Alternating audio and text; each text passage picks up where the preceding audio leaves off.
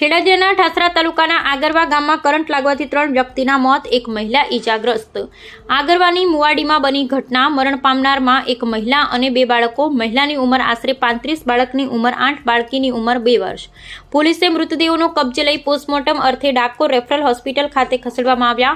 ઘટનાની જાણ થતાં ઠાસરા વિધાનસભાના ધારાસભ્ય યોગેન્દ્રસિંહ પરમાર, ગામના માજી સરપંચ રાજેશ પટેલ, ગ્રામજનો તેમજ સગાવાલા હોસ્પિટલ ખાતે પહોંચ્યા। હવે એની અંદર એવું સાહેબ હતું કે કૂવાની ટેસ્ટ લાઈન હતી બોરની 10 HP મોટરની। હવે એની અંદર શું વાયર કે ફાયર થયેલો હતો ને આવા એ લાઇટ 9 વાગે આવે તો લાઇટ જોવા માટે શીરો આમ ગોત થઈને લાઈન જોવે એ રીતના જોવે। એની અંદર બેન જે હતા એ બેનના હાથમાં આવી ગયો કર વાયર। પછી પેલો છોકરો રડતો રડતો આવ્યો એટલે પછી છોકરો ગયો તો છોકરોએ ચોંટી ગયો ને પાછળ પેલી જે નાનું છોકરું હતું એ તો કેડમાં થયું। એમાં પછી જે એમના સાસુમાં છે એ સાસુમાં પછી ગયા ખોટું લે, પણ એમને થોડો કરંટ પછી એ ખોટું મારી એટલે એમને થોડો કરંટ તો લાગ્યો જ છે। એવા દવાખાનામાં દાખલ કરેલા છે।